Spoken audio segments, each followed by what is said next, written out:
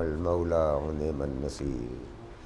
बिस्मिल्लाहिर्रहमानिर्रहीम अल्हम्दुलिल्लाहि रब्बिल आलमीन।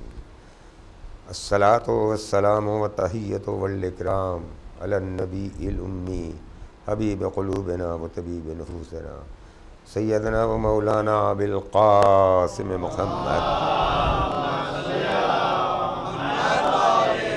व आलिहि तय्यबीन ताहिरीन अल मासूमीन अल मज़लूमीन व लानतुल्लाहि अला आदाइहिम अजमईन। अम्मा बाद फ़क़द क़ाल अल्लाहु तबारक व तआला फ़ी किताबिहिल मुबीन। बिस्मिल्लाहिर्रहमानिर्रहीम। वमन यकफुर बित्ताग़ूत व युमिन बिल्लाह फ़क़द इस्तमसक बिल-उर्वतिल वुस्क़ा। सल्लवात बर मोहम्मद व आले मोहम्मद।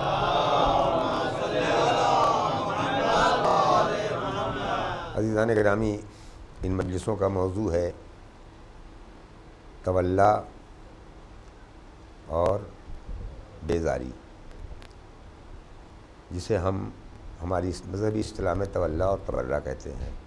रात मैंने जो गुफ्तगू की थी, अगर वो लोग यहाँ मौजूद हैं तो उन्हें याद होगा, हमारे मज़हब में अच्छों से मोहब्बत और बुरों से नफ़रत फ़ुरूए दीन में शामिल है।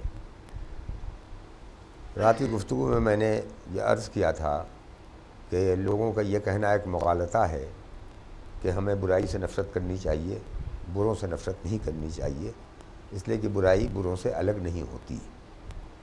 जब भी बुराई से नफ़रत की जाएगी वो बिल आखिर बुरे से नफ़रत का सबब बनेगी, इसलिए कि बुराई हमेशा किरदार में पैदा होती है और अच्छाई भी हमेशा किरदार में पैदा होती है।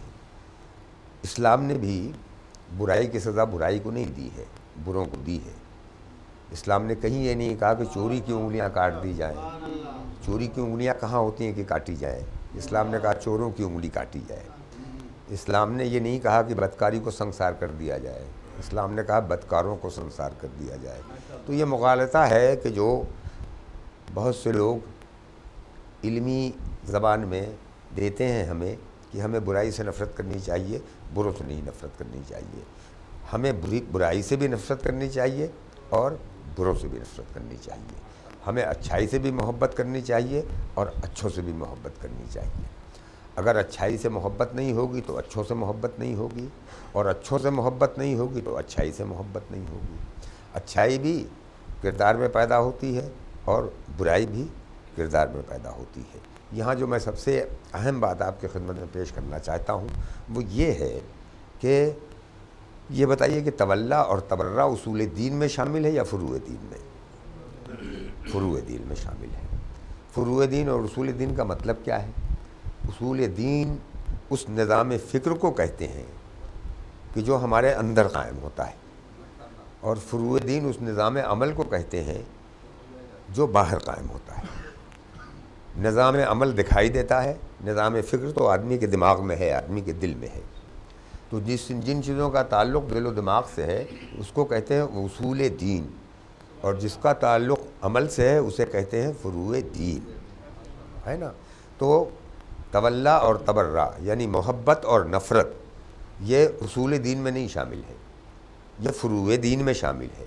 इसका मतलब ये है कि एक अमल है। ये इसका मतलब है कि अच्छों से मोहब्बत करना और बुरों से नफ़रत करना ये एक अमल है। जैसे नमाज एक अमल है, रोज़ा एक अमल है, हज एक अमल है, ज़कात एक अमल है, अम्र बिल मारूफ़ एक अमल है, नहीं अनिल मुनकर एक अमल है, उसी तरह तवल्ला और तबर्रा अमल है। इसका ताल्लुक़ अमल से है। जब अमल से है तो इस अमल का तरीक़ा भी दीन ने बताया है या नहीं? सवाल यहाँ ये है। जिस तरह नमाज का तरीक़ा उसने बताया है, हमारे ऊपर तो नहीं छोड़ दिया कि जैसे चाहो हमारी इबादत करना, जैसे चाहो तय कर लो, जितनी रकत चाहे जी में पढ़ लेना, और जिस तरफ चाहे नमाज़ पढ़ लेना, जिस तरफ चाहे सजदा कर लेना, जैसे चाहो वज़ू कर लेना। वो हमारे ऊपर उसने नहीं छोड़ा है। शरीयत ने एक एक चीज़ वाज़े तौर पर बयान कर दी है। पहले वज़ू करना है, वज़ू का तरीक़ा ये है। उसके बाद क़िबला रूख खड़ा होना है। क़िबला भी हमारे हवाले नहीं कर दिया कि तुम लोग मीटिंग करके क़िबला बना लेना, बल्कि कुरान ने सीधे सीधे कहा कि सजदे के लिए क़िबला होना चाहिए, मशरिक़ भी उसका है, मगरिब भी उसका है। जिस तरफ से उसे पुकारोगे हर तरफ वो सुनता है, लेकिन इत्तेहाद अमल के लिए एक मरकज़ होना चाहिए कि जिसकी तरफ पूरी उम्मत रुख करके सजदा कर सके।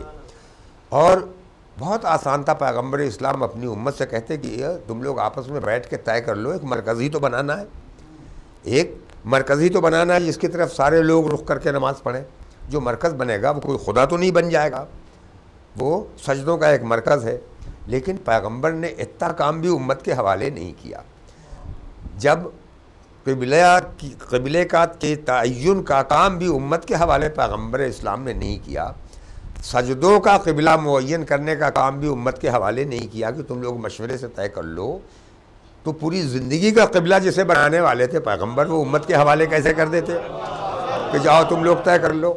कुरान बताता है जिस तरह तुम्हारे सजदों का मरकज़ भी हमने बनाया है, उसी तरह उम्मत का मरकज़ भी हम मुअय्यन करेंगे, तुम नहीं मुअय्यन कर सकते। दुरूद भेज दीजिए मोहम्मद व आले मोहम्मद। तो अज़ीज़ान गिरामी, सवाल ये है कि उस मालिक ने हमें नमाज का तरीक़ा बताया, हमें क़याम का तरीक़ा बताया, रुकू का तरीक़ा बताया, सजदे का तरीक़ा बताया। उसने तय कर दिया कि रोज़ा तुम्हें रखना है, रमज़ान के महीने में रखना है 1 तारीख़ से, और शव्वाल के चाँद होने तक तुम्हें रोज़ा दिन में रखना है, सुबह सादिक से लेके गुरूब आफ्ताब तक, खाना पीना बंद और फला फला काम बंद। तरीक़ा भी उसने बता दिया। तो तवल्ला और तबर्रा का भी कोई तरीक़ा बताया है या नहीं? यह हमें आज़ाद छोड़ दिया, जैसे चाहो मोहब्बत करते रहो और जैसे चाहो नफ़रत करते रहो। सवाल यहाँ ये पैदा होता है, अगर उसूल दीन में होता तो हम कहते कि साहब ये इसका मामला जो है न तो इसका ताल्लुक़ मुज्तहिद से है, न फ़क़ीह से है, न कानून शरीयत से, ये तो दिल का मामला है, ये तो दिल का मामला है। लेकिन इस्लाम ने इसे दिल के हवाले नहीं किया कि हमने तुम्हारे दिल के हवाले कर दिया। जैसे चाहना मोहब्बत करना और जैसे चाहना नफ़रत करना। दुनिया वाले से याद रखिए कि हमारी शनाख्त है, अगर कोई ये कह दे कि अच्छों से मोहब्बत हम ज़रूरी नहीं समझते, बुरों से नफ़रत हम ज़रूरी नहीं समझते, तो इसका मतलब वो शिया नहीं है, शियत से इनकार करता है। फ़ुरूए दीन में ये शामिल है। फ़ुरूए दीन कहते हैं अमल, फ़ुरूए दीन अमल, उसूल दीन, उसूल कहते हैं जड़ को, फ़ुरू कहते हैं शाखों को। शाखें हमेशा जड़ों में निकलती हैं, अगर जड़ नहीं है तो शाखें नहीं है, अगर जड़ नहीं तो शाखें नहीं। उसूल दीन जड़ है, फ़ुरूए दीन शाखें हैं, इन्हीं शाखों को अमल कहा जाता है। जिस तरह नमाज एक अमल है, रोज़ा एक अमल है, हज एक अमल है, ज़कात एक अमल है, और सबका तरीक़ा शरीयत ने बता दिया है। ज़कात कब 40वां हिस्सा निकलेगा, कब 20वां निकलेगा, कब 10वां निकलेगा, कब 5वां निकलेगा, कब बचत पे निकलेगा, कब आमदनी पे निकलेगा, इसका ख़र्च कहाँ कहाँ होगा, इसके मुस्तहक़ कौन कौन है, इसके मिस्दाक़ कौन कौन है, हर चीज़ की पूरी वजाहत शरीयत ने कर दी। तो तवल्ला और तबर्रा जो है ये होगा कैसे अज़ीज़ान गिरामी, ये होगा कैसे? यकीनन शरीयत ने बताया होगा, यकीनन शरीयत ने बताया होगा कि मोहब्बत कैसे की जाएगी और नफ़रत कैसे की जाएगी। सिर्फ़ कह देने से काम नहीं चलेगा कि हम फ़लाँ से मोहब्बत करते हैं और हम फ़लाँ से नफ़रत करते हैं।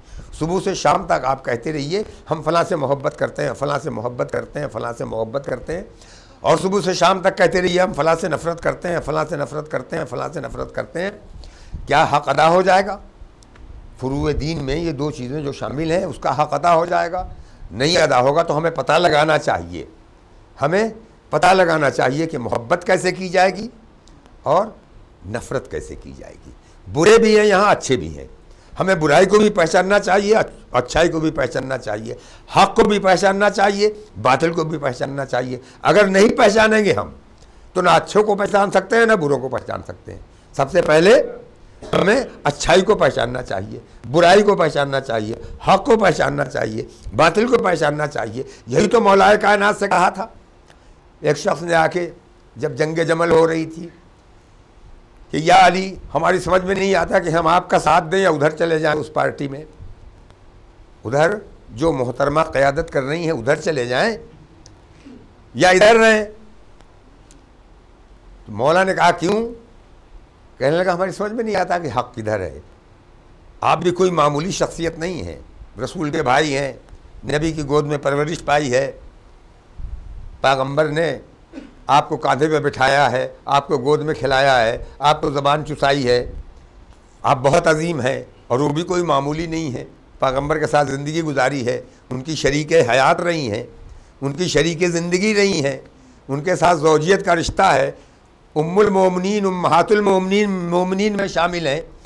हमारी समझ में नहीं आता कि वो हक़ पर हैं या आप हक़ पर हैं, आप भी इतने बड़े, वो भी इतनी बड़ी।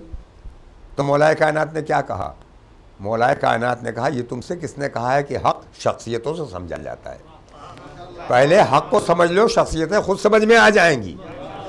हमारे यहाँ भी ये मिजाज कहीं से आ गया है, फ़लाँ साहब ये कह गए हैं, फ़लाँ साहब फ़लाँ मिंबर पे कह गए हैं, फ़लाँ मजलिस में ये कह गए हैं। साहब से नहीं दीन बनता, दीन तो हक़ से बनता है। जब हक़ को आप पहचान लेंगे तो हक़दार खुद समझ में आ जाएगा। दूध भेज दीजिए मोहम्मद व आले मोहम्मद। और अगर हक़ समझ में नहीं आया तो हक़दार भी समझ में नहीं आएगा। और यही हुआ कि बहुत से लोग हो गए, साथ में हो गए, मादरे उम्मत जिंदाबाद, मादरे उम्मत जिंदाबाद, मादरे उम्मत जिंदाबाद, उधर हो गए, आ गए। लेकिन अजीज़ान गिरामी, ये धोखा क्यों हुआ? और आप जानते हैं कि मेरा एक बंद आपको सुना दूं कि वो लड़ने के लिए तो आई, और लड़ने के लिए जब आई तो मेरा मरसिया है औरत, आपने सुना होगा, उसमें मैंने कहा है कि औरत जब लड़ने पर आमादा हो जाती है तो फिर किसी से नहीं डरती। और वैसे आम हालात में तो चूहे और छछूंदर से डरती रहती है। ज़रा सा कोई बिल्ली अगर कूद गई घर में तो वो डर के चीख पड़ेगी, लेकिन जब लड़ने पर आ जाएगी तो मिसल आईने के शफ़ाफ़ है तीनत इसकी, प्यार की है ये अमी इश्क़ है फितरत इसकी, प्यार की है ये अमी इश्क़ है फितरत इसकी, दूर हर जंगो जदल से है तबीयत इसकी। हाँ मगर खूब कभी इसकी जो बिगड़ जाती है, हमें क्या शेर इलाही से भी लड़ जाती है, तो लड़ने पर आती है।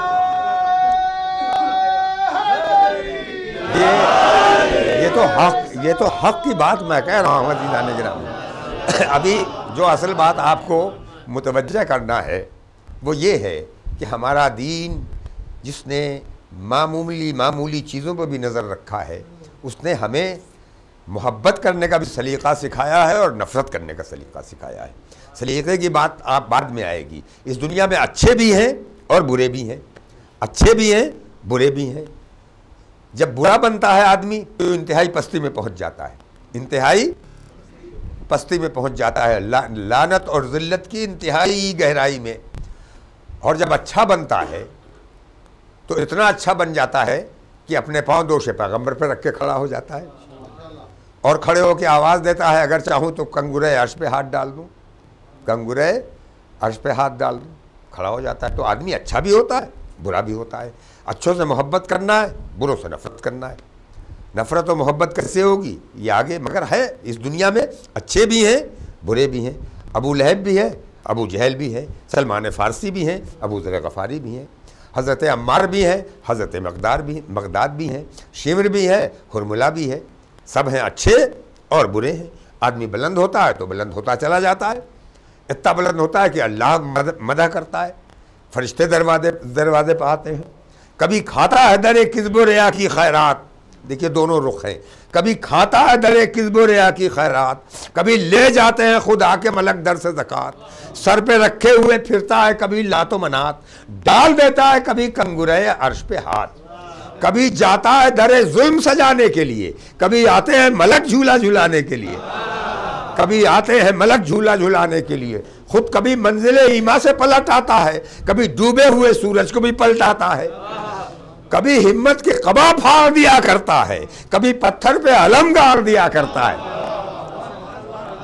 और बदनफ्स जब होता है तो लालची इतना कि हर चीज जमाने की हलाल, इतना लालची इतना कि हर चीज जमाने की हलाल, इतना बदनफ्स के खा जाए यतीमों का भी माल। देखिए ऐसे किरदार कल ही नहीं दिखाई दिए थे, आज भी दिखाई देते हैं, उन्हें पहचानना चाहिए।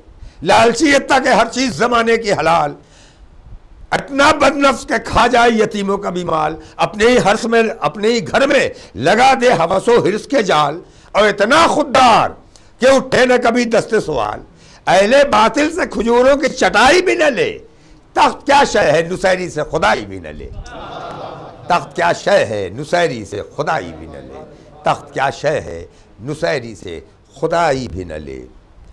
तो अजीज़ान गिरामी, दोनों किरदार आपके सामने, अच्छे बुरे किरदार भी आपके सामने हैं। इनमें अब हमारी ज़िम्मेदारी क्या है? हमारी ज़िम्मेदारी ये है, एक बात मैं आप हज़रात से बता दूं कि मुक़र्रिर तकरीर करता है, सामे सुनता है, दोनों जब मिलते हैं, हम आहंग होते हैं, तो मजलिस होती है, तो मजलिस होती है। कभी कभी ऐसा होता है कि मुक़र्रिर अगर बहुत ज़ोर से पढ़ता है, फेफड़े की ताकत लगा के, तो सामीन हजरात जो हैं वो भी ज़ोर सुनने लगते हैं। अगर वो धीरे धीरे पढ़ता है तो धीरे धीरे सामीन सुनने भी लगते हैं, यानी अपनी समाअत को ज़रा नीचे कर देते हैं। समझा आपने? मैं चीखने का कायल नहीं हूँ। एक कता मुलाज़ा कर लें कि मिंबर पे जो चिंघाड़ रहे हो भाई, मिंबर पे जो चिंघाड़ रहे हो भाई, दामाने खिरत झाड़ रहे हो भाई, हम अहले अज़ा कान के बहरे तो नहीं, क्यों अपना गला फाड़ रहे हो भाई? तो यार, तो आप हज़रात ज़रा और चले आए पीछे कुछ, ज़रा और आगे आ जाए।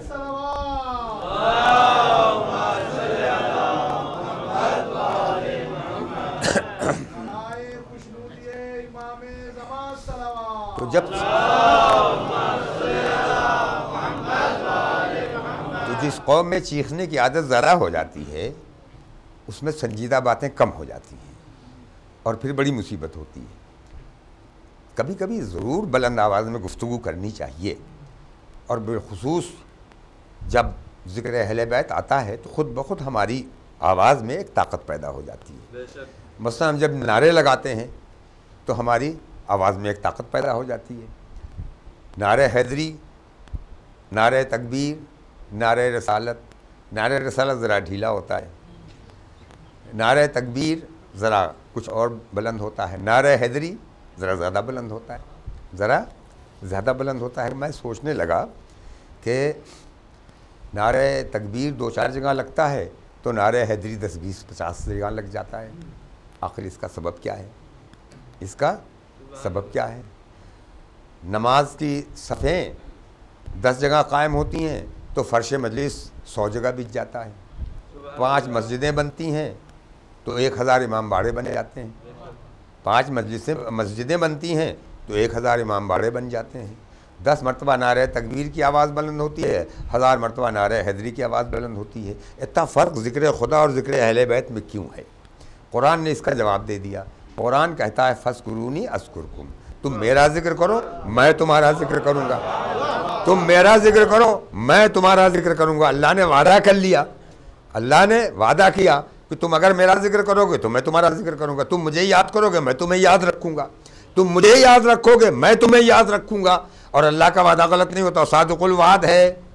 तो जिसने सबसे ज़्यादा ज़िक्र खुदा किया है, जब नमाज़ें होती हैं तो अली की नमाज याद आती है, हुसैन के सजदे याद आते हैं। जब नारे तकबीर बुलंद होता है तो वो तकबीरें याद आती हैं जो अली के घर से बुलंद हो रही थी। और जब नारे हैदरी बुलंद होता है तो वादा इलाही याद आता है कि अल्लाह अपना वादा पूरा कर रहा है। ये वो अली की बुलंद की हुई तकबीरें हैं जो नारे हैदरी बन के वापस हो रही हैं। दुरूद भेज दीजिए मोहम्मद वाले। तो वापस हो रही है, वो तो वापस होती रहेंगी। उस हमसे ये काम ले रहा है, उसका शुक्रिया अदा कीजिए, उसका शुक्र अदा कीजिए अल्लाह का कि उसने ज़िक्र अहले बैत की ज़िम्मेदारी हमारे कांधों पर डाल दी है और अज़मत अहले बैत का परचम बरदार हमें बना दिया है। हम ये इल्म उठाए हुए हैं और वो किसी से भी उसने वादा किया है ज़िक्र अहले बैत को वो न मिटने देगा न उसने मिटने दिया है। ये उसका वादा है। वो अपना काम हमसे ले रहा है, अपना काम हमसे ले रहा है। मगर इसे याद रखिए, इसे याद रखिए कि अहले बैत की ज़िंदगी का मकसद ज़िक्र खुदा, अहले बैत की ज़िंदगी का मकसद ज़िक्र खुदा। तो जो हम ज़िक्र खुदा करते हैं तो अहले बैत का काम करते हैं, और ज़िक्र अहले बैत करते हैं तो अल्लाह का काम करते हैं। ज़िक्र अहले बैत करते हैं तो अल्लाह का काम करते हैं। जब हम ज़िक्र खुदा करते हैं, नारे तकबीर बुलंद करते हैं तो अहले बैत खुश होते हैं, तो अहले बैत खुश होते हैं। और जब जिक्र अहले बैत करते हैं, नारे हैदरी बुलंद करते हैं, तो अल्लाह खुश होता है, मेरा वादा पूरा कर रहे हैं मेरे बंदे मेरा वादा पूरा कर रहे हैं। और हमें दोनों को खुश करना है अज़ीज़ान गिरामी। नाराए तकबीर, नाराए रिसालत, या रसूल अल्लाह, ताकि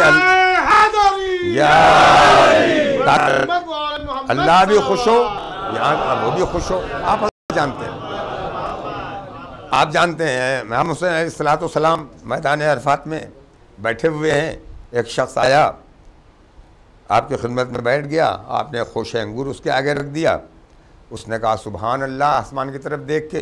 इमाम ने कोई दूसरी चीज़ रख दी उसके सामने, फिर आसमान की तरफ देखा, कहा अल्हम्दुलिल्लाह। इमाम ने कहा खैमे में फ़लाँ चीज़ रखी हुई है अपने सहाबी से, दूसरे सहाबी से। वो गए, उठा के लाए एक थैली, उसमें पैसे थे, ला के रख दिया। उसने कहा अल्लाह अकबर, उसने कहा अल्लाह अकबर। अब वो ज़िक्र खुदा किए जा रहा है, तस्बीह इलाही किए जा रहा है, और इमाम कुछ न कुछ खैमे से मंगाते जा रहे हैं। अब फ़लाँ चीज़ लाओ, अब फ़लाँ चीज़ लाओ, अब फ़लाँ चीज़ लाओ। इतना ढेर हो गया सामान का इतना ढेर हो गया। जब ढेर इतना हो गया तो उसने एक मरतबा अपना रुख बदला अपनी गुफ्तगू का, और इमाम की तरफ मुड़ा, कहा फर्जंदे रसूल क्या कहना आपका, फर्जंदे रसूल क्या कहना आपका। ना आपकी सखावत का कोई जवाब, ना आपके वालिद बुजुर्गवार की सखावत का कोई जवाब, ना उनके करम का जवाब, ना आपके करम का जवाब। अब मगर इमाम ने हाथ रोक लिया, सारा सामान उठाया, लेके चला गया। जब चला गया तो दूसरे साहबी ने कहा फर्जंदे रसूल, आज तो ऐसा लगता था कि आप अपना घर खाली कर देंगे, अपना घर खाली कर देंगे। इमाम ने कहा बेशक, अगर वो मेरे मालिक की मदह इसी तरह करता रहता, अगर इसी तरह अल्लाह की हम्द करता रहता, तस्बीह इलाही करता रहता, तो मैं अपने हाथों को न रोकता। अगर वो अपनी ज़बान न रोकता तो मैं अपने हाथों को न रोकता। तो इससे क्या नतीजा निकला? इससे नतीजा निकला कि अगर हुसैन से कुछ लेना है तो ज़िक्र खुदा करना पड़ेगा, और खुदा से कुछ लेना है तो ज़िक्र हुसैन करना पड़ेगा। न ये ज़िक्र उससे अलग, न वो ज़िक्र इससे अलग। अगर कोई अलग करता है तो समझ लीजिए कि वो न ज़िक्र खुदा करता है, न ज़िक्र हुसैन करता है। न खुदा वाला है, न हुसैन वाला है। जो खुदा वाला है वही हुसैन वाला है, जो हुसैन वाला है वही खुदा वाला है। दूध भेज दीजिए मोहम्मद व आले मोहम्मद पर।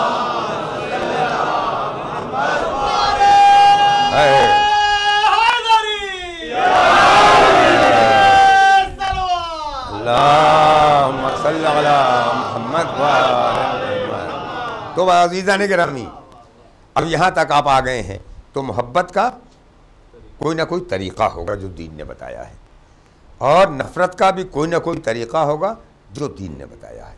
सिर्फ़ किसी को बुरा कह के आप बैठ गए तो आपने हक़ नहीं अदा किया। वो तरीक़ा क्या है?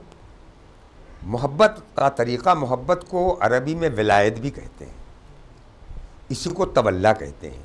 इसका मादा है विला। इसका मतलब है अमली तौर पर जुड़ जाना। मोहब्बत का मतलब है अमली तौर पर जुड़ जाना। सिर्फ दावा करके हक़ मोहब्बत अदा नहीं किया जा सकता, सिर्फ दावा करके हक़ विलायत नहीं अदा किया जा सकता। आप कहेंगे कि साहब हम उनके कारनामों की, उनकी सीरत की तारीफ़ तो करते हैं। मैं वहाँ कनाडा में एक मजलिस पढ़ रहा था, तो दरमियान में फ़ज़ाइल पढ़ रहे थे, तो उसमें मैंने कहा कि मुसलमानों ने सबसे बुरा गलत काम ये किया कि देखिए, कुछ संजीदा गुफ्तगू ज़रूर होनी चाहिए, कि कुरान ने कहा कि तुमको हमने उम्मत वस्ता बनाया है, तुमको हमने उम्मत वस्ता बनाया है, और तमाम दुनिया की उम्मतों और कौमों पर तुमको गवाह बनाया है, और तुम्हारे दरमियान पैगंबर गवाह हैं। कुरान की आयत है। तुमको उम्मत वसत करार दिया है, दरमियानी उम्मत, मरकज़ी उम्मत, और तमाम उम्मतों पर तुम गवाह हो, और तुम्हारे ऊपर गवाह है पैगंबर, अल्लाह का नबी। मरकज़ उम्मत कौन है? किरदार पैगंबर। मुसलमानों ने पैगंबर के बाद मरकज़ी गवाह से इनकार कर दिया कि हमें मरकज़ी गवाह की ज़रूरत नहीं है। जब इनकार कर दिया तो अल्लाह ने गवाही देने की सलाहियत उम्मत से सल्ब कर ली। अब इनकार कर दिया, कोई आइडियल सामने नहीं रह गया। जब आइडियल नहीं रह गया तो ख़ुद आइडियल बनने की सलाहियत ख़त्म हो गई।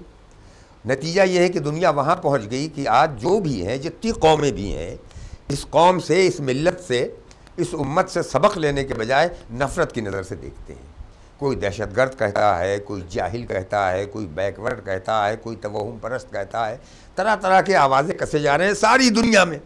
जहाँ जाइए कोई मोहब्बत की नज़र से हमें नहीं देखता। जिस मुल्क में भी जाइए, दूसरी कौमें जितनी हैं हमें बहुत जलील नज़र से देखती हैं, बहुत जलील नज़र से देखती हैं। ये क्यों ऐसा हुआ? इसलिए हुआ कि हम गवाही देने की सलाहियत खो बैठे। गवाही देने का मतलब क्या है? गवाही का मतलब यही है कि हम दुनिया को बताएं, आओ हमको देखो। हमारे अंदर न चोर पैदा होते हैं, न बदमाश पैदा होते हैं, न कातिल पैदा होते हैं। हमारे यहाँ न कोई अशराफिया है, हमारे यहाँ न कोई अर्जालिया है, हमारे यहाँ न कोई शरीफ है, हमारे यहाँ न कोई कमीना है, हमारे यहाँ न कोई आका है, हमारे यहाँ न कोई ग़ुलाम है। सब उस मालिक के ग़ुलाम हैं, सब उसके एताअत गुज़ार हैं, सब उसकी इबादत करने वाले हैं। हमारे यहाँ न कोई मुग़ल है, न कोई पठान है। इस तरह के तसव्वुरात दूसरे यहाँ हैं। उनके यहाँ इस्तेहसाल भी होता है, इस्तेज़ाफ़ भी होता है। हमारे यहाँ न इस्तेज़ाफ़ होता है, न इस्तेहसाल होता है। ये गवाही अगर हम देते रहते तो दुनिया जूक दर जूक इस उम्मत में शामिल होती रहती। यदखुलून फ़ी दीनिल्लाहि अफ़वाजा, कुरान ने जिसका ऐलान किया है, लेकिन फ़ी दीनिल्लाहि अफ़वाजा तो दरकिनार, मोहब्बत की नज़र डालने के लिए तैयार नहीं है। और वहाँ हम पहुँच आए हैं कि सारी दुनिया हमें दहशतगर्द कहती है, सारी दुनिया हमें दहशतगर्द कहती है। ये अलग बात है कि हमारी बज़ में दहशतगर्द नहीं बनते। मैंने एक शेर पढ़ा था, कथा फिर सुना दूँ, पिछली मरतबा पढ़ा था कि जिसे मजलूम से निस्बत है अहले दर्द बनता है, अली के इश्क में पलता है जो वो मर्द बनता है। जिसे मजलूम से निस्बत है अहले दर्द बनता है, अली के इश्क में पलता है जो वो मर्द बनता है। अली का इश्क सिखलाता नहीं इंसान को रूबाही, अली के बुग़्ज़ में इंसान दहशत गर्द बनता है। अली के बुग़्ज़ में इंसान दहशत गर्द बनता है। मगर अज़ीज़ान गिरामी, सुन तो रहे हैं, अभी मैं और भी सुना सकता हूँ आपको। अली के बुग़्ज़ में इंसान दहशत गर्द बनता है। नहीं, रुक जाइए, काम की बात हो जाए। ये मैं तकरीर कर रहा था कनाडा में। मैंने कहा कि अल्लाह ने सल्ब कर लिया, इसलिए कि अल्लाह के मुअय्यन किए हुए गवाह जिसे क़यामत तक, कुरान कहता है क़यामत तक तुम्हें गवाही देनी है, तमाम उम्मतों के दरमियान क़यामत तक तुम्हें गवाह बन के रहना है, उम्मत वस्ता बन के रहना है, मरकज़ी उम्मत बन के रहना है, सेंट्रल उम्मत बन के रहना है। तो कुरान तो ये कहता है क़यामत तक, तो क़यामत तक हमको गवाही देनी है, तो क़यामत तक हमारे सामने भी गवाह रहना चाहिए अल्लाह वाला। क़यामत तक अल्लाह, जिसे अल्लाह ने गवाह बनाया है, वो रहना चाहिए। मुसलमान ने कहा नहीं, 23 साल तक तो गवाह था, अब उसके बाद अब ये जगह खाली रहेगी, ये जगह खाली रहेगी, सब मिल के इस जगह को पूरा कर लेंगे। तो मरकज़ी गवाह से इनकार कर दिया। अल्लाह ने बनाया था, नबी के बाद अली थे, नबी की जगह पर अली थे, नबी की जगह पर अली थे। उम्मत अली को देखती रहती तो ये सलाहियत कभी उससे न छिनती। अली को देखती रहती, अली के रास्ते पर चलती रहती, अली की इताअत करती रहती, अली जैसा बनती रहती, सलमान और अबू ज़र पैदा करती रहती, मिक़दाद और अम्मार पैदा करती रहती। दुनिया की कौमें देखती हैं कि अच्छा ये वो कौम है जिसमें सलमान जैसे लोग पैदा होते हैं, जिसमें अम्मार जैसे लोग पैदा होते हैं, जिसमें मिक़दाद जैसे लोग पैदा होते हैं, जिसमें बिलाल जैसे लोग पैदा होते हैं। ये वो उम्मत है, ये वो कौम है, ये वो पार्टी है कि इनमें न चोरी होती है, न डाका होता है, न ये झूठ बोलते हैं, ये मजलूम से मोहब्बत करते हैं, ये जालिम से नफ़रत करते हैं। इनके यहाँ गसब नहीं होता, इनके यहाँ गसब नहीं होता, सब इसमें आते रहते हैं। इनके यहाँ न कोई छोटा होता है न बड़ा होता है। हमने इतना तो किया कि एक ही सफ में खड़े हो गए महमूद व अयाज, न कोई बंदा रहा और न कोई बंदा नवाज। इकबाल का शेर है, न कोई बंदा रहा और न कोई बंदा नवाज। मुसलमान खुश किए, ये हमारा फ़ख्र है कि मस्जिद में जब हम जाते हैं, नमाज में खड़े होते हैं, तो आका और ग़ुलाम एक ही साथ खड़ा होता है।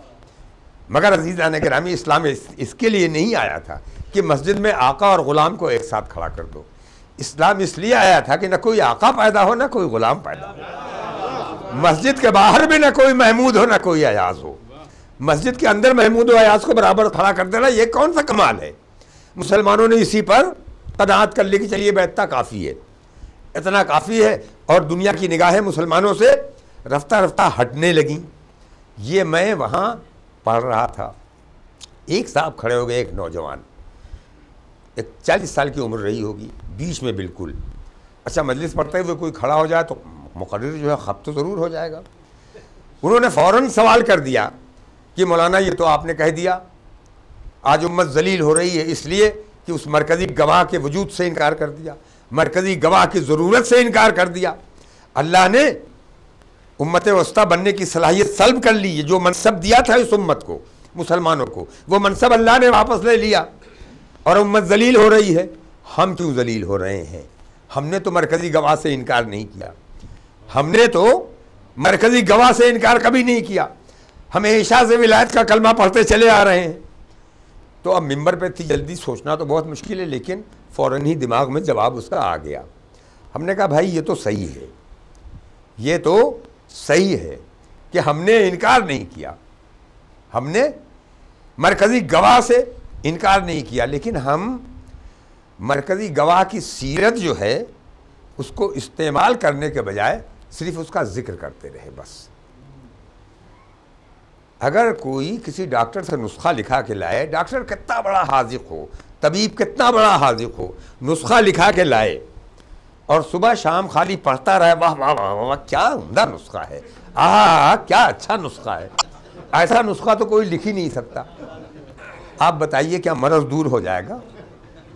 वह हमारा कैफियत यही है, हमारा हाल भाई ये है कि हम सुबह शाम तारीफ़ करते रहते हैं, वाह वाह वाह क्या किरदार था मौलाए कायनात का, क्या किरदार था इमाम हसन का, क्या किरदार था इमाम हुसैन का। इससे ज़्यादा मैं अपनी बात कर रहा हूँ, आपकी बात नहीं करते। उसी में खुश हो जाते हैं, उसी में खुश हो जाते हैं जब हम कहते हैं कि मौला ने ऐलान किया सलूनी सलूनी पूछो मुझसे, तो हम काहे पर खुश होते हैं कि मेरे मौला ने ये ऐलान किया। और किसी के अंदर हिम्मत नहीं थी कि ये ऐलान कर देता, और किसी के अंदर ये हिम्मत ही नहीं थी कि ये ऐलान कर देता सलूनी सलूनी। मेरा मौला भाई ऐलान कर सकता था। ये भूल गए कि मौला ने क्यों ऐलान किया था। मौला चाहते थे कि लोग मुझसे पूछें, आके मुझसे पूछें, फरियाद करते थे कि इल्म से सीना फटा जा रहा है, हाय कोई पूछने वाला नहीं है। जंगल में जाके रोते थे, कब्र पैगंबर पर फरियाद करते थे कि उम्मत ने मुझसे रिश्ता तोड़ लिया है। तो सलूनी सलूनी की आवाज़ जो बुलंद की थी इसलिए कि हम पूछें। हम कभी पलट के नहीं पूछते। नहजुल बलागा मौजूद है, मौलाए कायनात की दुआएं मौजूद हैं जवाब देने के लिए। ऐसा नहीं आप ये ना समझिए कि अली कहाँ है इस वक्त, हम पूछे तो कौन जवाब देगा। आप पूछे तो नहजुल बलागा जवाब देगी, आप पूछिए तो मौलाए कायनात की दुआएं जवाब देंगी, आप पूछिए तो उनकी हदीसें जवाब देंगी, आप तो पूछिए तो मौला मोहब्बत कैसे करें, आप पूछिए तो नफ़रत कैसे करें, नफ़रत कैसे करें। सब नहजुल बलागा के अंदर है, सब नहजुल बलागा के अंदर है। एक एक चीज़ का जवाब नहजुल बलागा के अंदर है, मगर हम पूछते ही नहीं। हमने खुद ही तय कर लिया है कि हम मोहब्बत के खुद उसूल बना लेंगे। अच्छा आप बताइए, एक शख्स ने कहा कि हमको मोहब्बत करना है, इजहार मोहब्बत करना है, वो सर के बल सड़क पे खड़ा हो गया। आप उधर से घूमते रहे हुए उधर से गुजरे, आपने कहा भाई ये क्या हो गया तुमको, पागल तो नहीं हो गए हो, पागल तो नहीं हो गए हो। वो कहेगा आपको मालूम नहीं साहब हम मोहब्बत कर रहे हैं। आप क्या कहेंगे? यही तो कहेंगे इसको पागल हो गया, इसको पागल खाने में ले जाओ, इसको कहेंगे ना। तो जब इजहार मोहब्बत की मंजिल आए तो हमें सोचना पड़ेगा, हमें सोचना पड़ेगा। जिक्र है, फिर एक बात सुन लीजिए, एक जुमला मैं कह चुका हूँ, कहीं हो सकता है किसी को बुरा लगे, मुझे उससे कोई परवाह नहीं है, ये तो जिम्मेदारी मिंबर की जो अदा करना है। जिक्र अहले बैत, अली के इश्क में पलता है जो मर्द बनता है। देखिए अभी आपने कहा, मैंने कहा, आप सब ने तारीफ़ की, अली के इश्क में पलता है जो मर्द बनता है। तो मोहब्बत अहले बैत जो है वो आदमी को मुजाहिद बनाती है, मुजाविर नहीं बनाती। आप कहेंगे मुजाविरी क्या होती है? ये कहीं आप चले जाइए अजमेर शरीफ में जाके देख लीजिए, इतने बड़े कड़े यहाँ से यहाँ तक हाथों में पड़े हुए हैं, एक जंजीर पाँव में पड़ी हुई है। ये क्या है भाई? हम तो पीराने पीर के कैदी हैं साहब, हम तो पीराने पीर के कैदी हैं। एक हाथ में अंगारे हैं, एक हाथ में लोबान है, और धुआं इतना भरा हुआ है जिसकी कोई इंतहा नहीं है। कब्र के गिर्द घूम रहे हैं, चादरें चढ़ा रहे हैं, मिठाइयाँ चढ़ा रहे हैं, यह है मुजाविरी। आप कहेंगे जिहाद क्या होता है? ये अबू ज़र से पूछ लीजिए, सलमान फ़ारसी से पूछ लीजिए, हज़रत मीसम तम्मार से पूछ लीजिए कि ज़िक्र अली कैसा होता है, ज़िक्र अली कैसे किया जाता है। ये लोग मुजाविर नहीं थे, ये लोग मुजाविर नहीं थे, मुजाहिद थे। तो इश्क़ अहले बैत, मोहब्बत अहले बैत मुजाहिद बनाती है अज़ीज़ान गिरामी। मुश्किल ये हुई कि जिन लोगों ने इनकार किया था वो पैरवी क्यों करते। हमने अकरार किया था, पैरवी करने पर आमादा नहीं हुए, पैरवी मुश्किल थे, ज़ाकिर बन गए। हम मुजाहिद थे, मुजाविर बन गए। सोचा ये कि पैरवी में तो बड़ा मेहनत का काम है, ज़ाकिरी बहुत अच्छा काम है, बहुत आसान, इसमें कुछ करना नहीं है। हज़रत अली ने खैबर उखाड़ लिया, वाह वाह हो जाएगी, अपनी जिम्मेदारी ख़त्म, जन्नत में पहुँच जाएंगे। तो अज़ीज़ान गिरामी, मोहब्बत हो या नफ़रत, उसका तरीक़ा ये बताया है इस्लाम ने। मोहब्बत करने का तरीक़ा यह है कि इताअत करनी पड़ेगी, पैरवी करनी पड़ेगी। अगर इताअत नहीं कर सकता कोई, पैरवी नहीं कर सकता, तो वो गलत कहता है कि वो मोहब्बत करता है। मोहब्बत इस्लाम की मोहब्बत ये है ही नहीं, इस्लाम की मोहब्बत ये है ही नहीं। इस्लाम की मोहब्बत ये है कि देखता है मोहब्बत करने वाला, मोहब्बत करने वाला देखता है कि हमारे महबूब का रुख किधर है, वो क्या चाहता है हमसे, वो हमसे क्या मुतालबा करता है, वो हमसे क्या ख्वाहिश रखता है। और नफ़रत करने का तरीक़ा भी बता दिया है कि जो बुरा आदमी है उसके रास्ते पर कभी न चलना, उसके रास्ते पर कभी न चलना। बुरा आदमी है वो, जो वो करता है वो न करना। उसने गस्ब किया है, हम गस्ब नहीं करेंगे। वो झूठ बोला है, हम झूठ नहीं बोलेंगे। लेकिन अगर वही हम करते हैं और साथ साथ लानत भी बेचते हैं, बुरा भी कहते हैं, करते वही हैं, करते वही हैं, तो अज़ीज़ान गिरामी इसको तबर्रा इस्लामी नज़र से नहीं कहते। तबर्रा का मतलब ये है कि हम अपने अमल से इजहार बरात कर दें, अमल से इजहार बरात कर दें। अगर अमल से इजहार बरात नहीं होगा तो फिर उससे कोई फ़ायदा नहीं, उससे कोई फ़ायदा नहीं। उन्होंने गस्ब कर लिया, बाग़ फ़दक, बाग़ फ़दक गस्ब कर लिया। हम बुरा कहते रहे, लेकिन कोई मौका आ गया और किसी का माल मिल गया अगर, तो हमने भी नहीं सोचा कि अगर गस्ब करेंगे तो उस लाइन में खड़े हो जाएंगे। इस लाइन से हमें निकलना पड़ेगा। इस लाइन में जिसके आगे अली जैसी शख्सियत है, जिसकी निगाहें लोहे महफूज का मुतालिया करती हैं, निकल के वहाँ जाना पड़ेगा। गासिबों की लाइन में खड़ा हो जाना पड़ेगा। कहते तो रहे फ़िक्री तौर पर तो ठीक, हम कहते रहे कि पैगम्बर इस्लाम के बाद फ़लाँ साहब ने गस्ब कर लिया। वो तो अक़ल का दरवाज़ा बंद कर लिया उन्होंने, अक़ल का दरवाज़ा बंद कर लिया। अक़ल कहती है कि दो आदमी अगर एक दूसरे के ख़िलाफ़ गुफ्तगू करें तो उसमें एक झूठा ज़रूर है। जैसे कि पैगम्बर इस्लाम की वफ़ात के बाद मासूम आलम फ़ातिमा ज़हरा सल्लल्लाहु अलैहा ने कहा कि ये बाग़ फ़दक जो है मेरे बाबा ने मुझे दिया है, मेरे बाबा ने मुझे दिया है। दूसरी तरफ से आवाज़ आई कि आप गलत कहती हैं, पैगम्बर ने मुझसे कहा है कि मेरा माल सारी उम्मत का है, मेरा माल सारी उम्मत का है, उम्मत का ज़िम्मेदार मैं हूँ, उम्मत का ज़िम्मेदार मैं हूँ। मासूम आलम कह रही है मुझे दिया है, वो कह रहे हैं मुझे दिया है। तो तीन सूरत हो सकती है, चौथी कोई सूरत नहीं।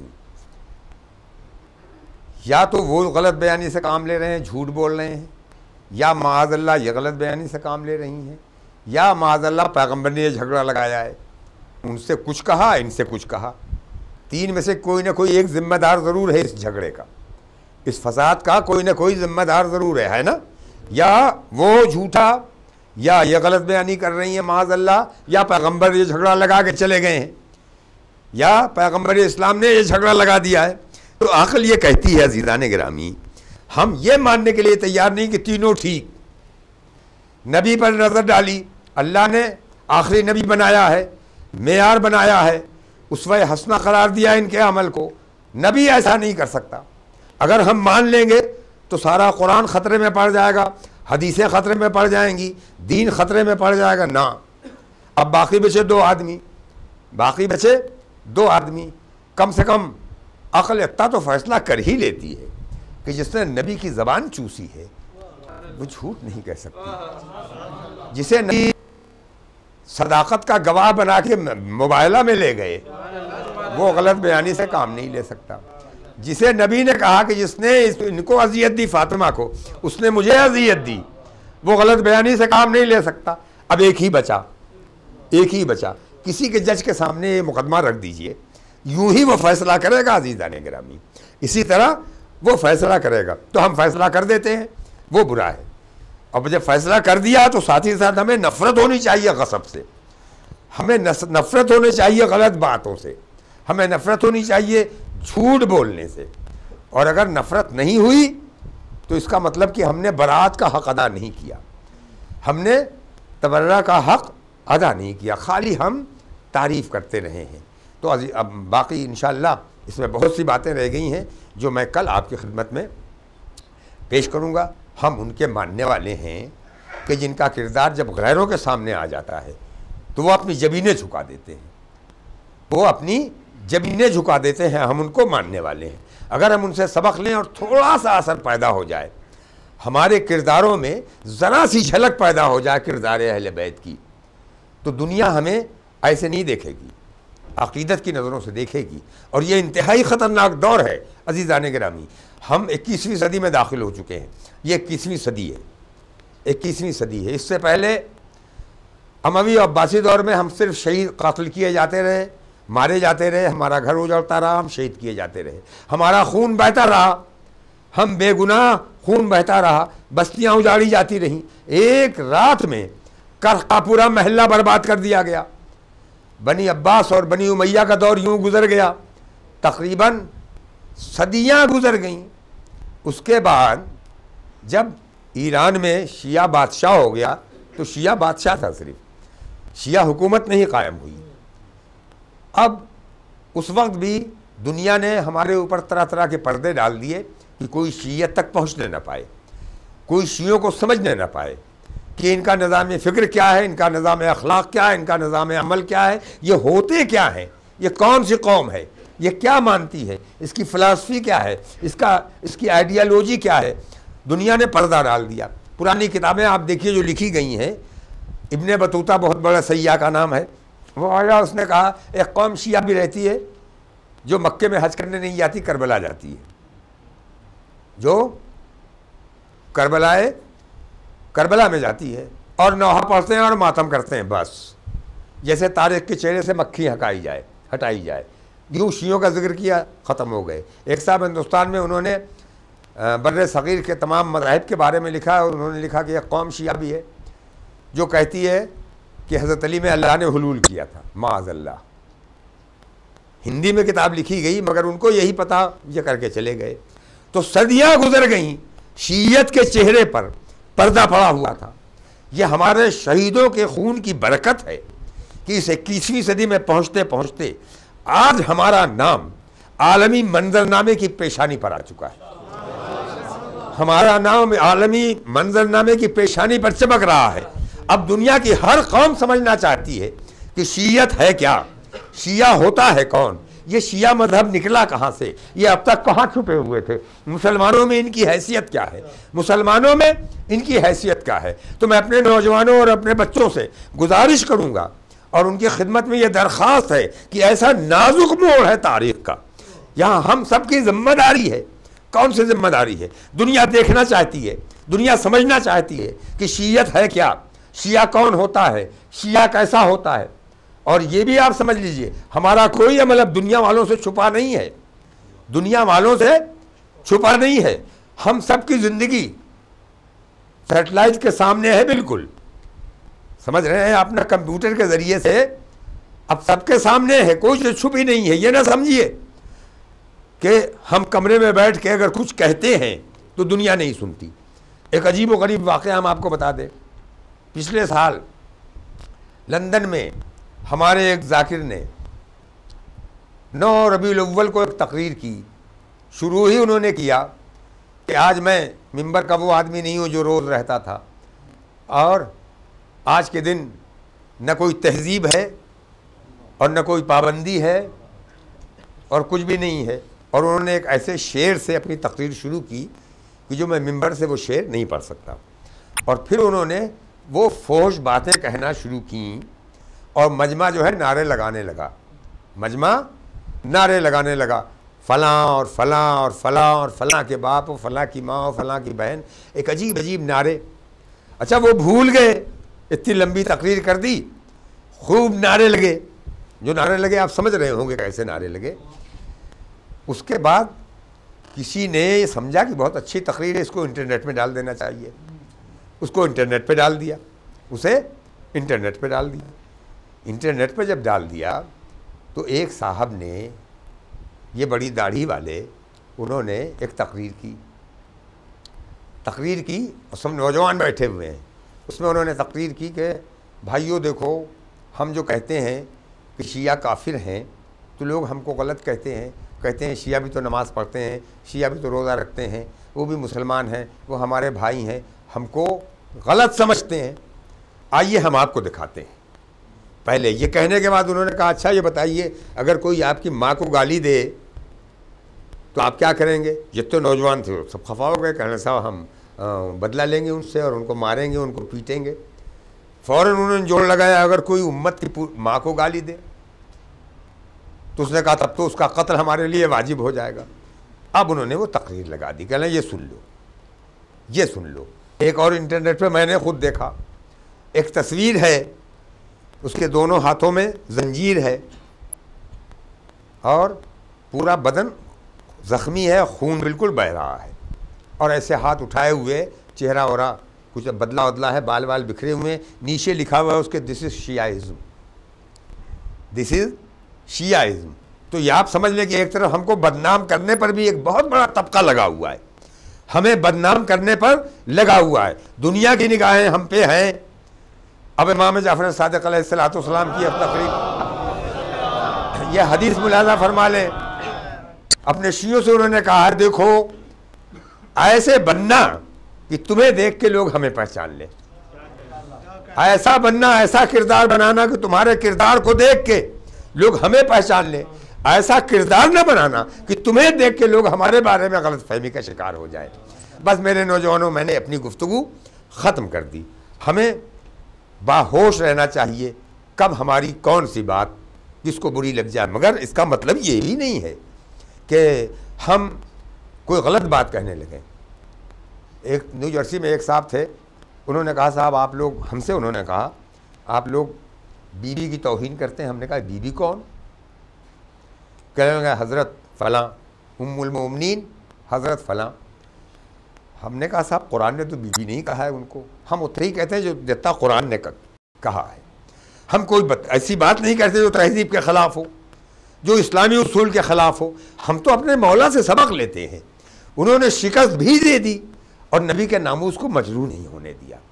इतना बड़ा कारनामा दुनिया में किसी जंग में अंजाम नहीं दिया गया है जितना बड़ा कारनामा मौला कायनात ने जंग जमल में अंजाम दिया है। शिकस्त दे दी और कहीं तौहीन नहीं होने दी, न किसी ने नारेबाजी की, न किसी ने गाली दी, न किसी ने बाल पकड़ के खर्चा, न किसी ने तमाचा लगाया। अगर अली की जगह पर कोई दूसरा होता ये सब हो जाता, अली की जगह पर दूसरा होता ये सब हो जाता, लेकिन ये मौला कायनात थे जिन्होंने एहतराम से वापस किया मदीने। ये अलग बात है कि मदीने में पहुंचने के बाद फरियाद करना शुरू कर दिया उन्होंने कि हाँ अली ने गैर मर्दों के हवाले मुझे कर दिया।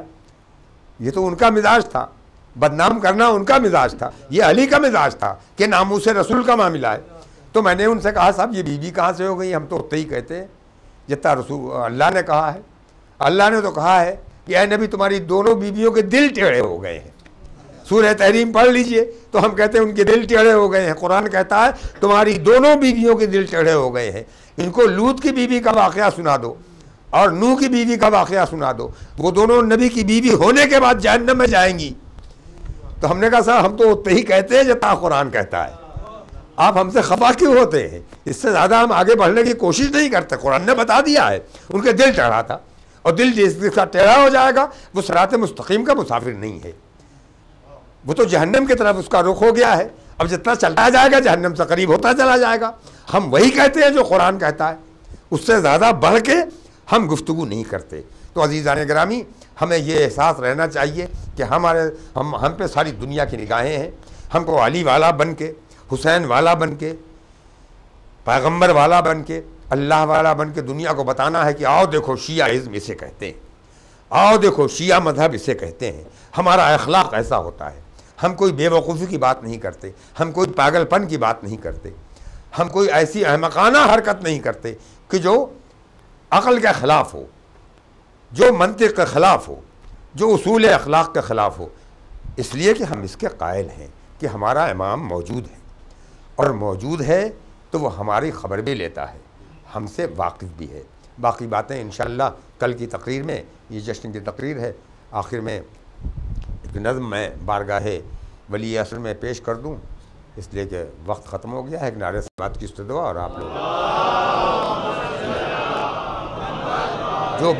जो बात कहने की है वो तो हम कह देते हैं, जो बात कहने की है वो हम कह देते हैं। आप किसी ने पढ़ा होगा, आपने साथ सुना होगा मेरी एक नज़्म कि एक साहब मुझसे बोले तंज क्यों करते हैं आप, एक साहब मुझसे बोले तंज क्यों करते हैं आप, बुज़दिली का रंग सिर में भरते हैं आप। जंगे खैबर से जो भागे साहिब मकदूर थे बहादुर, हाँ ज़रा हालात से मजबूर थे। जंगे खैबर, हाँ ज़रा हालात से मजबूर थे। बाब खैबर तोड़ना एक कच्चा धागा था उन्हें, खुद नहीं भागे थे, घोड़ा लेके भागा था उन्हें। ये तो लिखा हुआ है किताबों में, मैंने नज़म कर दिया, लेकिन जो नतीजा निकाला है मैंने, वो नतीजा असल नतीजा है। और ये हर इंसान को इस तरह नतीजा निकालना चाहिए जिसको अल्लाह ने अक्ल दी है। ठीक कहा उन्होंने, अपनी किताब में लिखा कि खुद नहीं भागे थे, घोड़ा लेके भागा था उन्हें। बाबे खैबर तोड़ना एक कच्चा धागा था उन्हें। तो मैं ये बोला उनसे हंसकर, ठीक कहते हैं जनाब, हाँ मगर एक बात का दे दीजिए मुझको जवाब, रोक सकता था न जो है कस्बे में गाम को, क्या संभालेगा निज़ाम उम्मते इस्लाम को। अब यहाँ से नतीजा हमको निकालने का हक है कि भाई एक घोड़ा जिससे न संभल सका, इतना बड़ा निज़ाम उम्मत उसके हवाले क्यों कर दिया तुमने, उसके हवाले क्यों न किया जो 2 उंगलियों पर दर खैबर उखाड़ ले, उसके हवाले क्यों न किया कि जिसको अल्लाह ने अपनी ताकत दी है, जिसके लिए जुल्फ़कार उतर के आई है। तो कायनात अल्लाह ने उसके हवाले की है, ऐसों के हवाले नहीं की है जो अलम छोड़ के भाग जाए। ऐसों के हवाले की है कि जो दीन की हिफाजत करके हम तक पहुँचा दिया। पैगम्बर इस्लाम हुजूर मोहम्मद मुस्तफ़ा सल्लल्लाहु अलैहि वसल्लम दुनिया से जब रुखसत हुए थे तो 2 चीज़ें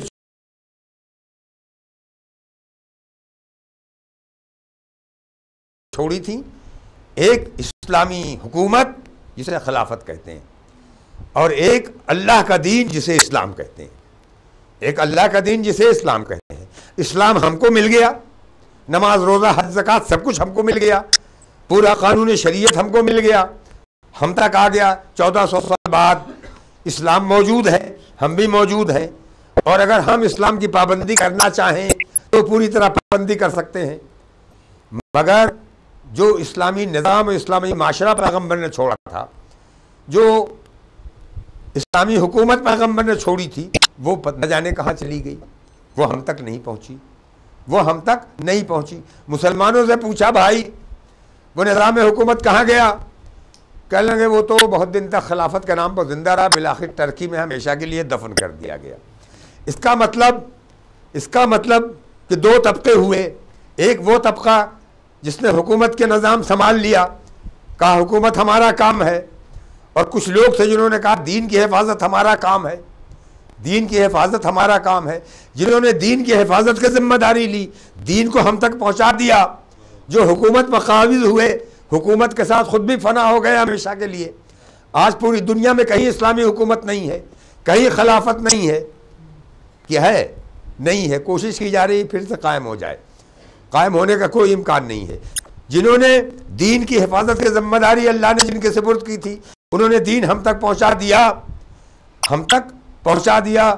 और दीन के का आखिरी मुहाफिज पर्दा गैब में है, इसलिए कि उसे दिखाना है कि इस्लामी निज़ाम होता कैसा है, इस्लामी हुकूमत होती कैसी है। अल्लाह का ये वादा है जो अब तक नहीं पूरा हुआ, नबी का ये वादा है जो अब तक नहीं पूरा हुआ। ज़माने ने सब कुछ साबित कर दिया। नमाज से ये फ़ायदा है, रोज़े से ये फ़ायदा है, हज से ये फ़ायदा है, ज़कात से ये फ़ायदा है। नबी का एक दावा पूरा नहीं हुआ, इस्लाम आया है, पूरी दुनिया में इस्लामी हुकूमत होगी। उसके लिए नबी का आखिरी वाज पर्दा गैबत में मौजूद है। एक रोज ये मंजर बदलेगा, एक दिन ये चमन लहराएगा, ये धरती सोना उगलेगी, ये चरख गोहर बरसाएगा, एक दिन ये निज़ामे जुल्म सितम खुद जालिम को रुलवाएगा, खंजर का कलेजा कांपेगा, तलवार का सर चकराएगा, सब ठाट पड़ा रह जाएगा जब आने वाला आएगा। अब नारे सलवात तो भेज दीजिए। एक रोज ये मंजर बदलेगा, एक दिन ये चमन लहराएगा, ये धरती सोना उगलेगी, ये चरख गोहर बरसाएगा, एक दिन ये निज़ामे जुल्म सितम खुद जालिम को रुलवाएगा, खंजर का कलेजा कांपेगा, तलवार का सर चकराएगा, सब ठाट पड़ा रह जाएगा जब आने वाला आएगा, जब आने वाला आएगा। एक रोज ये तुमसे पूछेंगे बेदार मुकद्दर किसका है, किसकी है हवा, किसका है खला, नज़्मे महो अख्तर किसका है, किसका है तसल्लुत सहरा पर, गुलशन में गुले तर किसका है, अरे पानी पे मुसल्ला बिछने दो तब कहना समंदर किसका है, पानी पे मुसल्ला बिछने दो तब कहना समंदर किसका है, जब अपना सफीना उभरेगा तूफा का जिगर थर्राएगा, सब ठाठ पड़ा रह जाएगा जब आने वाला आएगा। ऐ वादिये नश्त के राहज़नों, क्यों हमको आग दिखाते हो, जो भीख में मांग के लाए हो, उस ताकत पर इतराते हो, मेमा का खून बहाते हो, ईमा का नक्श मिटाते हो, खाते हो पैगंबर का सदका और उम्मत पर गुर्राते हो। एक रोज बुतों की तरह तुम्हें काबे से निकाला जाएगा, सब ठाड़ पड़ा रह जाएगा जब आने वाला आए।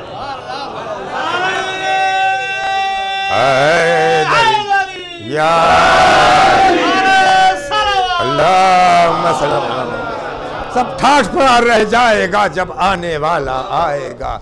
यूरोप की जमीन थर्राती है, रुश्दी की हिफाजत क्या होगी, यूरोप की जमीन थर्राती है, रुश्दी की हिफाजत क्या होगी, अरे फतवे से तो दुनिया हिलने लगी, तलवार की ताकत क्या होगी, यूरोप की जमीन थर्राती है, रुश्दी की हिफाजत क्या होगी, फतवे से तो दुनिया हिलने लगी, तलवार की ताकत क्या होगी, नायब की जब इतनी हैबत है, आका की जलालत क्या होगी, इस तख्त की हालत क्या होगी, इस ताज की दुर्गत क्या होगी, जो जोर अली का वारिस है कौन उससे भला टकराएगा, सब ठाट पड़ा रह जाएगा जब आने वाला आएगा, जब आने वाला आएगा इंशाअल्लाह।